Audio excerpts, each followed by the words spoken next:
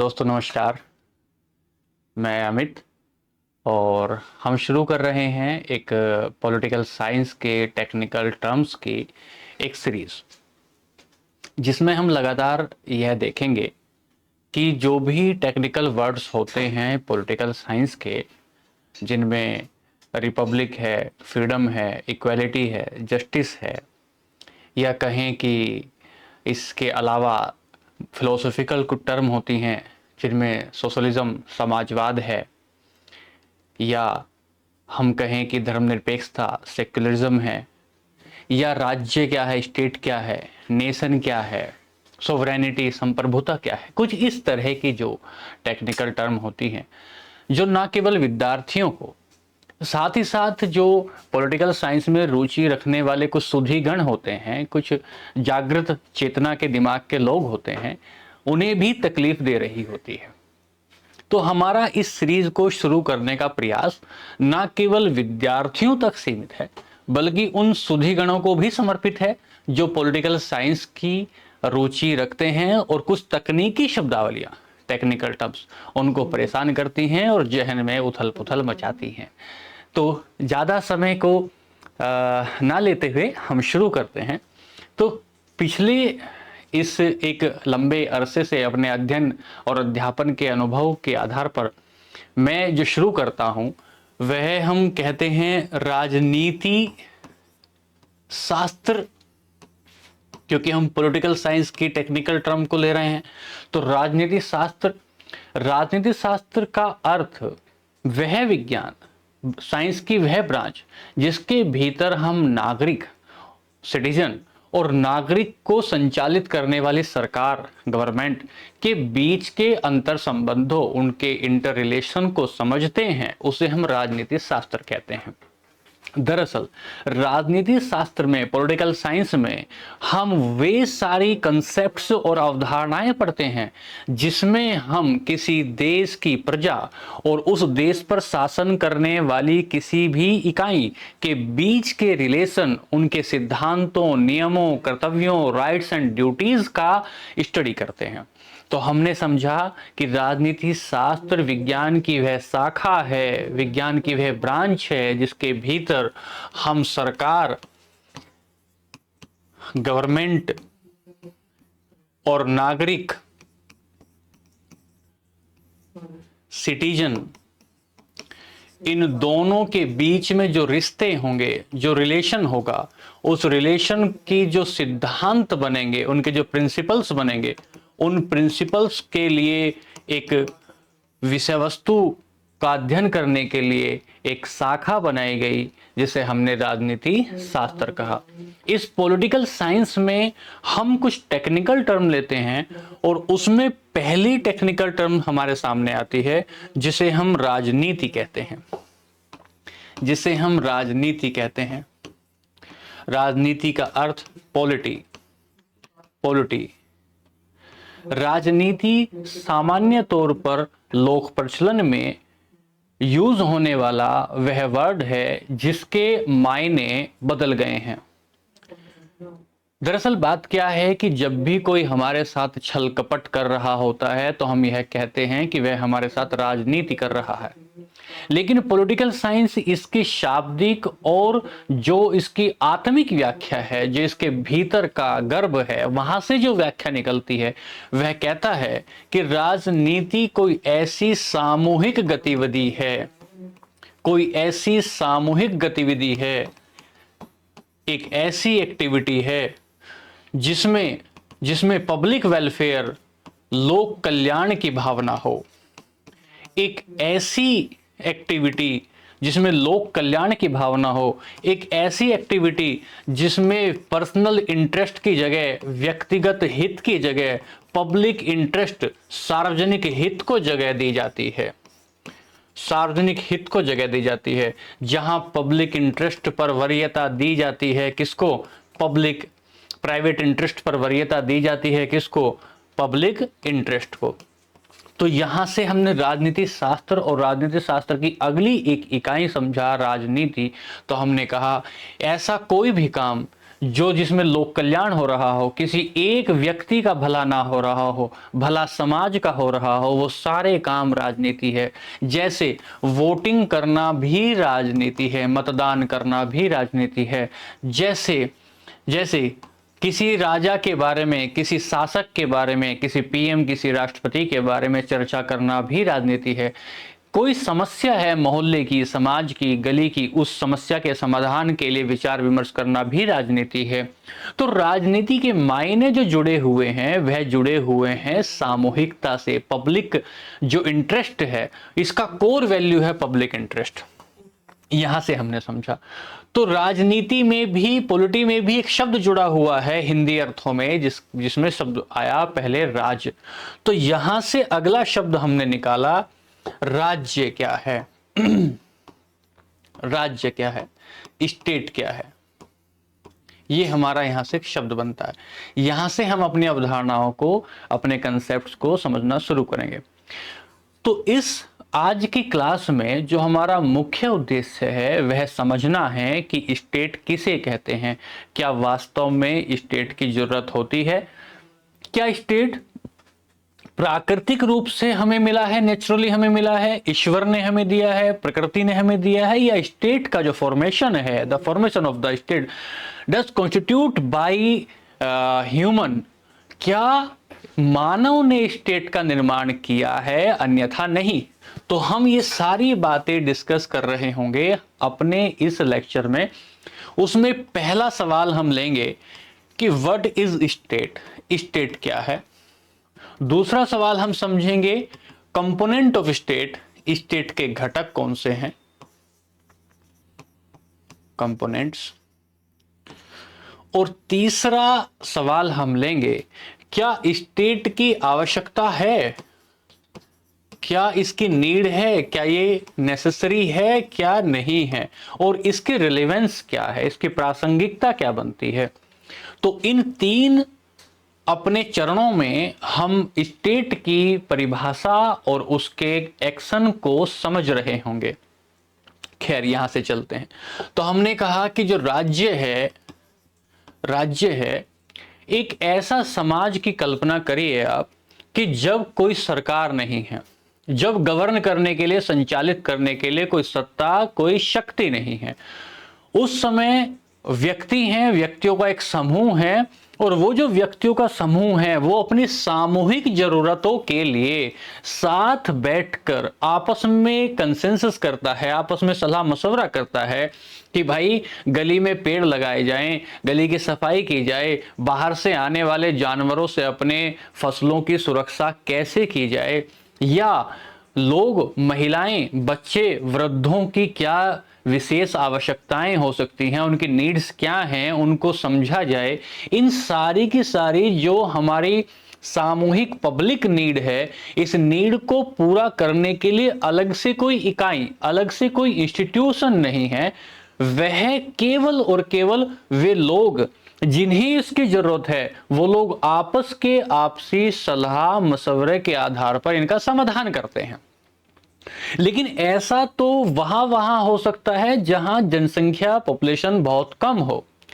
लेकिन यदि धीरे धीरे पॉपुलेशन का दायरा बढ़ जाता है तो हमें एक ऐसी न्यूट्रल बॉडी की जरूरत पड़ती है जो हमारे इन सार्वजनिक कल्याण के लिए, जो पब्लिक वेलफेयर के काम है, पब्लिक इंटरेस्ट के काम है, इन सारे काम का समाधान करते। और हम अपने में से कुछ लोगों को चुने, उन लोगों को बैठाएं हम इस शासन सत्ता को चलाने के लिए, और हम अपना काम करते रहें। वह सरकार, वो लोग जो हमने चुनकर भेजे, उसे हम सरकार कहेंगे। और वो जो सरकार होगी वो स्टेट का ही मूर्त रूप होगा। स्टेट के मूर्त रूप का मतलब क्या है? कॉन्क्रीट रूप होगा। अर्थात जो स्टेट है, स्टेट एक, यहां से क्या समझे इतनी बात से, स्टेट एक ऐसी इकाई है जिसका जन्म मानव समाज ने, मानव सभ्यता ने अपने सामूहिक समस्याओं का समाधान करने के लिए किया है। एक बात। दूसरी बात, क्या यह दिखाई देता है? तो हम यहां कह रहे हैं कि स्टेट क्या है, तो आपने दूसरा सवाल लिया कि ये एक ऐसी अमूर्त इकाई है, एब्स्ट्रैक्ट। ये एक ऐसी अमूर्त एब्स्ट्रैक्ट इकाई है जिसका मुख्य काम या जिसका जन्म, ओरिजिन ऑफ द स्टेट, जिसका जन्म लोक कल्याण, लोक कल्याण, पब्लिक वेलफेयर,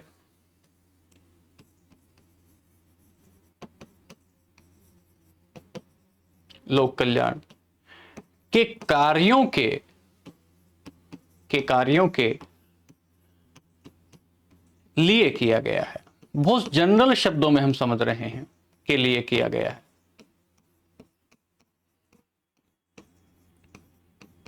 तो क्या स्टेट दिखाई देता है? स्टेट दिखाई नहीं देता। इसका मूर्त रूप क्या है?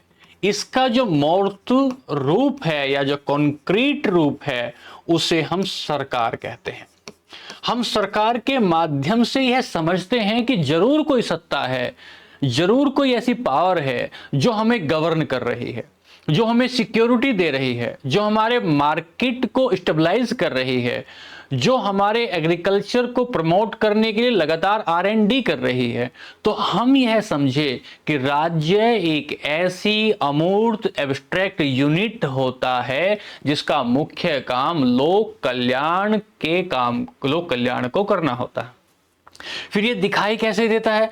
दिखाई देता है ये ग्रुप ऑफ पीपल के माध्यम से, और ग्रुप ऑफ पीपल को हम क्या कहते हैं? सरकार कहते हैं।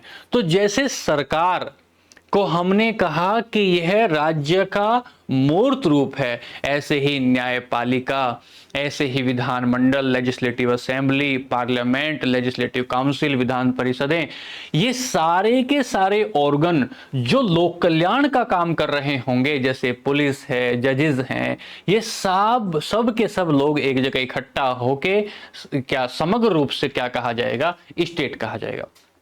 अगर सारगर्भित शब्दों में, बिल्कुल कॉन्क्रीट शब्दों में आपको समझाने की कोशिश करें तो आपके क्षेत्र का कोई सरकारी अस्पताल, आपके क्षेत्र का कोई सरकारी कार्यालय, आपका सरकारी विद्यालय, आपका सरकारी कोई भी इकाई जिसमें किसी व्यक्ति का हित ना हो, जिसका मुख्य उद्देश्य है लोगों की समस्याओं का समाधान करना, और उसका स्वामित्व, उसकी जो मालिकाना हक है, ओनरशिप जो उसकी है, वो किसी व्यक्ति के हाथ में नहीं, वह किसी सरकारी संस्था के हाथ में है, तो उसे हम राज्य कहते हैं।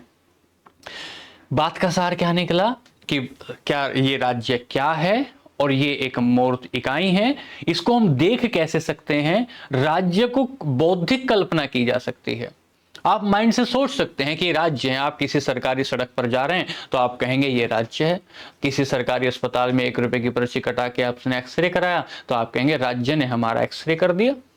तो सरकारी अस्पताल ऐसे कुछ इसको ऐसे समझेंगे कि आपकी जो भीतरी आत्मा है, उस भीतरी आत्मा का बाहरी स्वरूप देह है। आप आत्मा को नहीं देख सकते, आप देह को देख सकते हैं।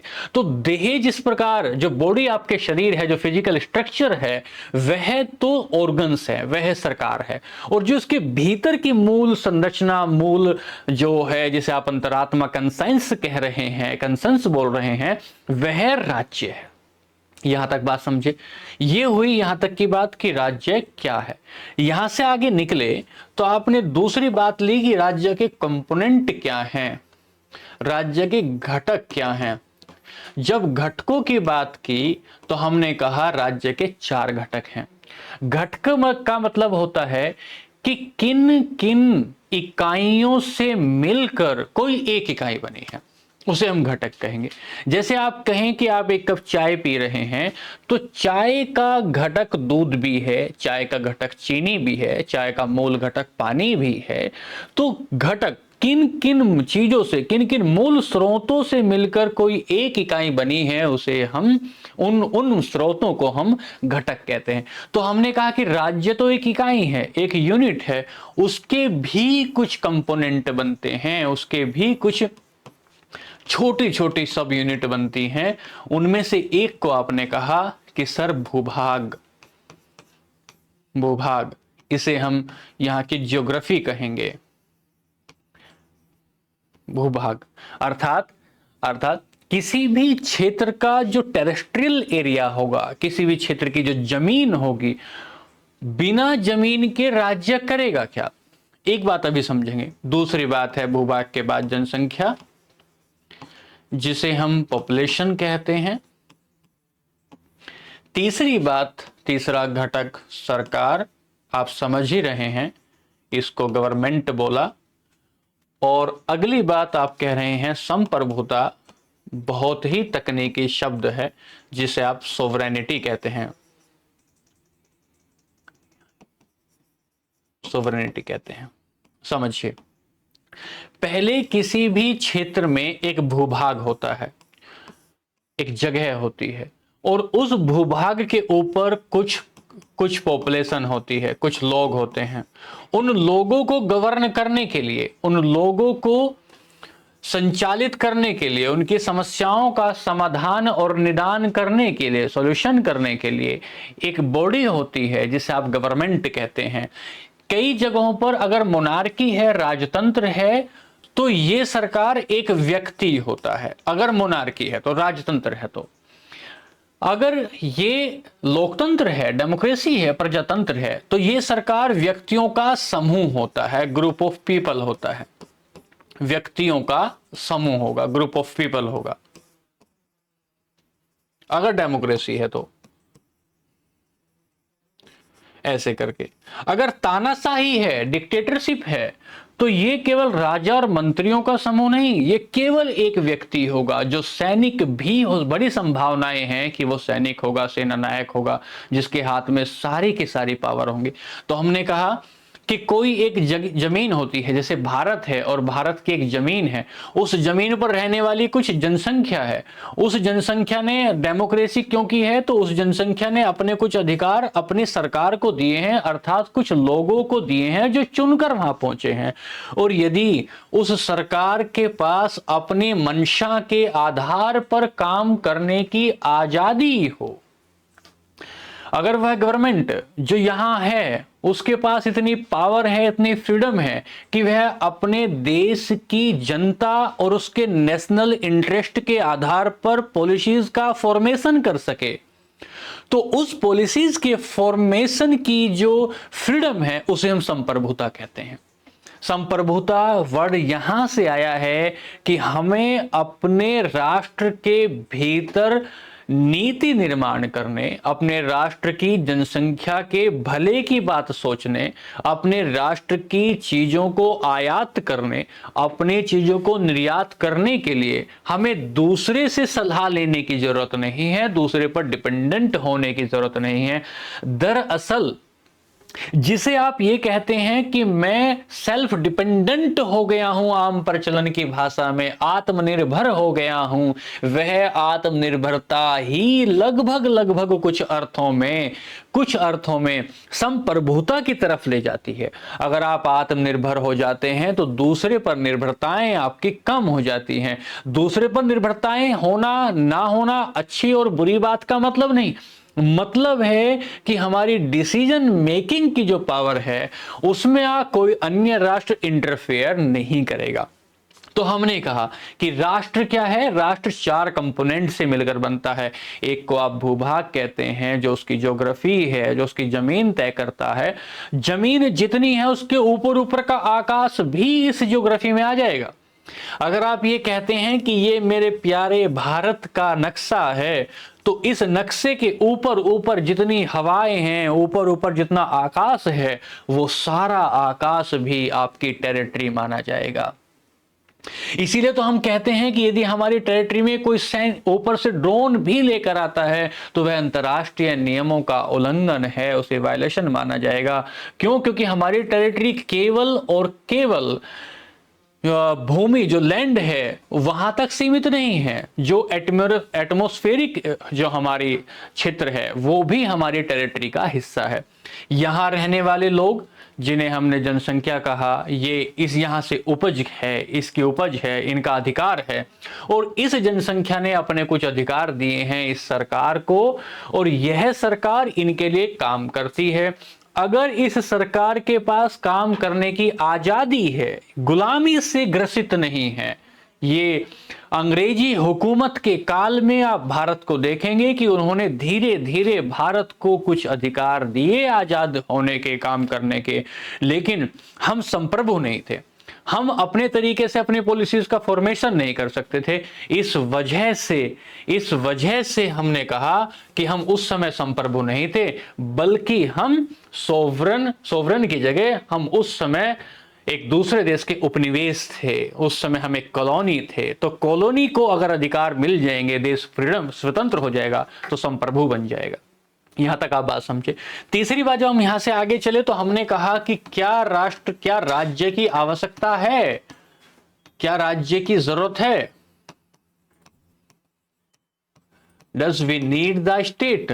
क्या हमें जरूरत है राज्य की? तो हमने कहा बहुत सारे, हमारे कहने और आपके ना कहने से कोई संबंध नहीं है। संबंध है कि कार्ल मार्क्स और गांधी जैसे विचारकों ने कहा कि यदि किसी व्यक्ति की आत्मिक उन्नति इतनी बेहतर हो जाए, यदि व्यक्ति इतना ईमानदार हो जाए, इतना टॉलरेंस, इतनी सहिष्णुता उसके भीतर आ जाए, दूसरे के साथ वो इतने इस तरीके से समन्वय स्थापित करने की उसके पास पावर, क्षमता आ जाए, एबिलिटी आ जाए, तो उसको स्टेट की जरूरत क्या है, गवर्न करने की जरूरत क्या है? ये कह रहे हैं कार्ल मार्क्स कह रहे हैं। और इससे आगे जाएंगे तो गांधी कह रहे हैं कि यदि व्यक्ति इतना दिमागी रूप से इतना उन्नत हो जाएगा तो उसे गवर्न करने की जरूरत क्या है। लेकिन मेरे प्यारे दोस्तों, बात यह है कि व्यक्ति केवल और केवल शारीरिक क्षमताओं का ही पुतला नहीं होता। व्यक्ति तर्क और भावना का मिक्सचर होता है। कभी कभी उस पर भावना हावी होती है, इमोशन हावी होते हैं, और कभी रेशनैलिटी, तर्क को आप रेशनैलिटी कहते हैं, भावना को आप इमोशन कहते हैं। तो कभी उसके ऊपर इमोशन हावी है, कभी उसके ऊपर रेशनैलिटी हावी है। कभी बेईमानी के लालच के इमोशन में वो दूसरे के जो इंटरेस्ट है उसमें इंटरफेयर कर जाएगा, उसकी जमीन को हड़पने की कोशिश करेगा। तो ऐसे में उसकी सहायता कौन करेगा जिसकी जमीन हड़पी जा रही है। तो हमने कहा ऐसे में कोई एक यूनिट चाहिए, कोई एक इकाई चाहिए, और उस इकाई को हमने कहा कि वो इकाई राज्य है। एक बात समझे, यदि वासना के वश में आकर किसी व्यक्ति ने किसी अन्य व्यक्ति और के साथ दुराचार, बलात्कार की कोशिश की और वह व्यक्ति अपनी खुद की सुरक्षा को करने में सक्षम नहीं है, तो उसकी सहायता कौन करेगा? तो हमने कहा कि उसकी सहायता तो राज्य करेगा। क्योंकि किसी भी समाज में ऐसा तो हमेशा नहीं हो सकता कि पूरा समाज बिल्कुल इक्वल होगा। उसमें कोई हायरार्की नहीं होगी, उसमें सुरक्षा की जरूरत नहीं होगी। हर व्यक्ति इतना सक्षम और उन्नत हो जाएगा कि उसकी सारी क्षमताएं, सारी आवश्यकताएं खुद पूर्ति करेगा। तो दोस्तों, व्यावहारिकता ये कहती है कि राज्य की आवश्यकता है। क्यों? क्योंकि भारत या अन्य राष्ट्र, किसी भी राष्ट्र को देखेंगे, उसकी सामाजिक जो परिस्थिति है, जो सामाजिक स्ट्रक्चर है, स्टेटस है, वह सामाजिक संरचना इतनी उन्नत नहीं, इतनी समतल नहीं। कुछ गरीब, कुछ अमीर, कुछ कमजोर, कुछ मजबूत हैं। तो कमजोरों को मजबूतों के खिलाफ सहायता देने के लिए, सुरक्षा देने के लिए एक बाहर से एक शक्ति चाहिए, और उस शक्ति को आप राज्य कह रहे होते हैं। यहां से आगे बढ़े तो आपने कहा कि ये जो 4 कंपोनेंट हैं भैया, ये क्या 4 कंपोनेंट अनिवार्य हैं, या इनमें से एक आध छोड़ भी सकते हैं? क्या 4 कंपोनेंट अनिवार्य हैं, या इनको एक आध को छोड़ भी सकते हैं? क्या ये कंपलसरी हैं, या ये ऑब्जेक्टिव हैं, या ये वैकल्पिक हैं? तो आपने कहा ऑप्शनल हैं। तो आपने कहा सर ये कंपलसरी हैं। कैसे? कि ज्योग्राफी भी चाहिए आपको पॉपुलेशन भी चाहिए, पॉपुलेशन के बाद आपको गवर्नमेंट भी चाहिए, और गवर्नमेंट के बाद आपको सोवरेनिटी भी चाहिए। देखिए हम समझते हैं कैसे। हो सकता है कि आपके पास भूभाग, आपके पास पॉपुलेशन हो और आपके पास सरकार हो, लेकिन आपके पास भूभाग ना हो। तो आप बन गए हैं तिब्बत के लोगों के पास भूभाग नहीं था, जनसंख्या है, उसका राजा है, सरकार है, और चाइना के अटैक की वजह से वो लोग आ गए हैं। कहां? वो लोग आ गए भारत के हिमाचल में आकर, उन्होंने धर्मशाला नामक जगह पर उन्होंने पनाह ली। और दलाई लामा के साथ साथ कुछ अन्य लोग जो उनके साथ यहां थे, दिल्ली में हिमाचल प्रदेश में माफ कीजिएगा रहकर, उन्होंने अपनी तिब्बत की सरकार को यहां से संचालित किया। तो क्या हम कहेंगे कि उस समय वो राज्य था? नहीं, बिल्कुल नहीं। राज्य क्यों नहीं था? क्योंकि उसके पास पॉपुलेशन भी है, उसके पास सरकार भी है, लेकिन उसके पास ज्योग्राफी नहीं है, पहली बात। दूसरी बात यह है कि अगर आपके पास पॉपुलेशन हो, ठीक है, ज्योग्राफी हो, ठीक है, ये गवर्नमेंट हो, ये भी ठीक है, और ज्योग्राफी हो, तो भारत के पास जब वो गुलाम था अंग्रेजों का, उसके पास अपना क्षेत्र भी है, उसके पास अपनी जनसंख्या भी है, और उसके पास अपनी सरकार भी है, लेकिन उसके पास काम करने की आजादी नहीं है। क्योंकि कानून कहां से बन के आ रहे हैं? कानून बन के आ रहे हैं पार्लियामेंट से, अंग्रेजी संसद से। 1773 का रेगुलेटिंग एक्ट से लेकर और 1947 के भारत स्वतंत्रता अधिनियम तक आएंगे तो सारे कानूनों का निर्माण अंग्रेजी संसद कर रही है, हम नहीं कर रहे हैं। तो हमको अपनी नीति निर्माण, हमको अपने भाग्य का विधाता हम नहीं बन पा रहे हैं, तो हमारे पास संप्रभुता नहीं है, तब भी हम भारत एक स्टेट नहीं है।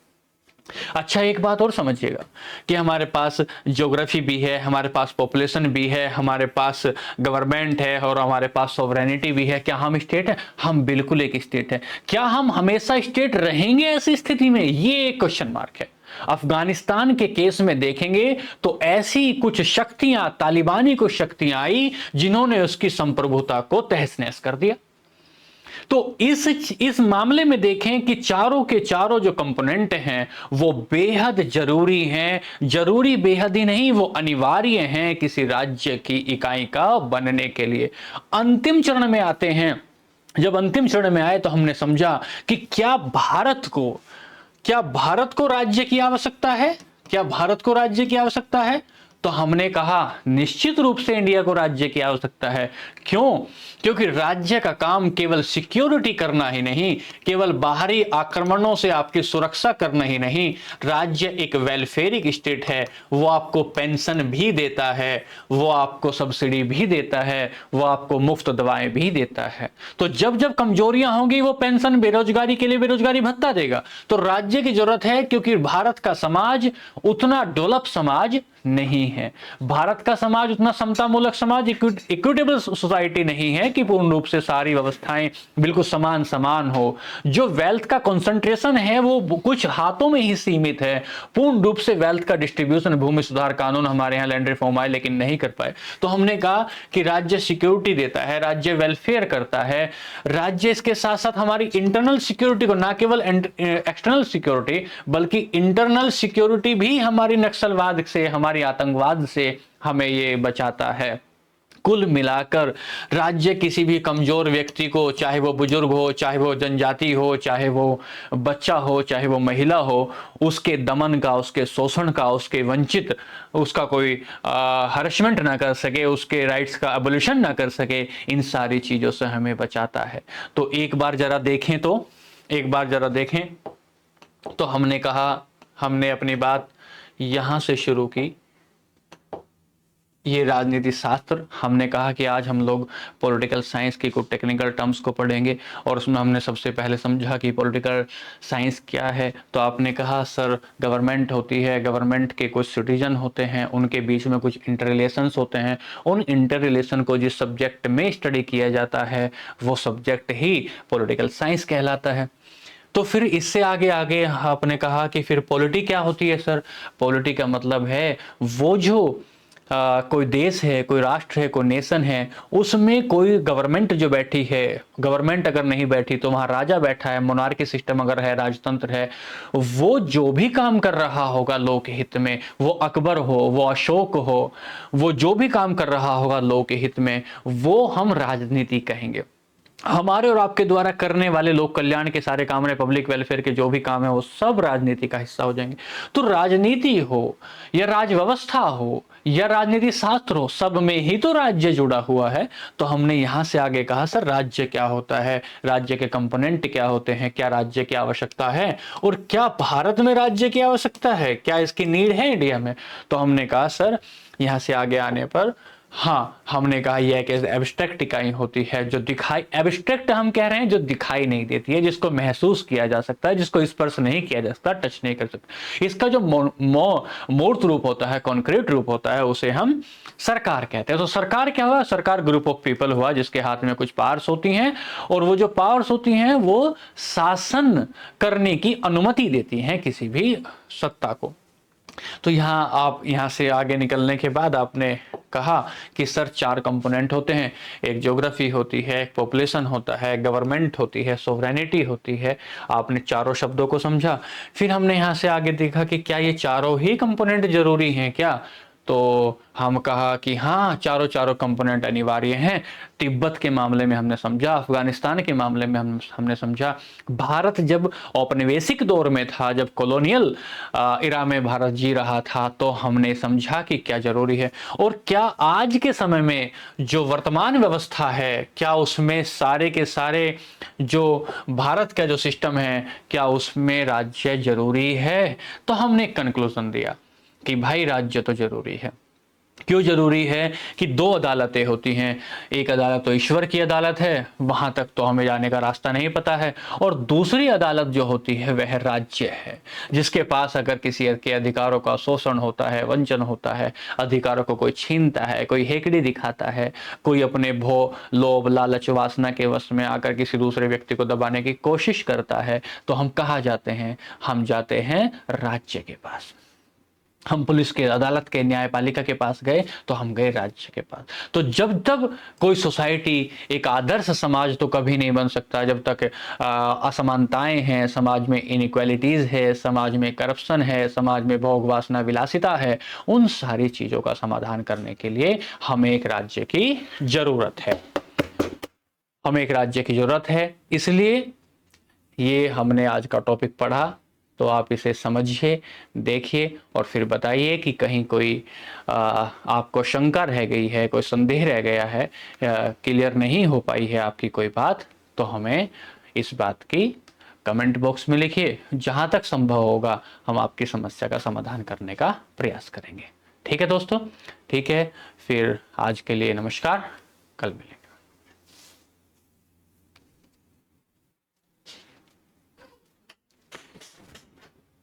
भैया भैया क्लास। हाँ।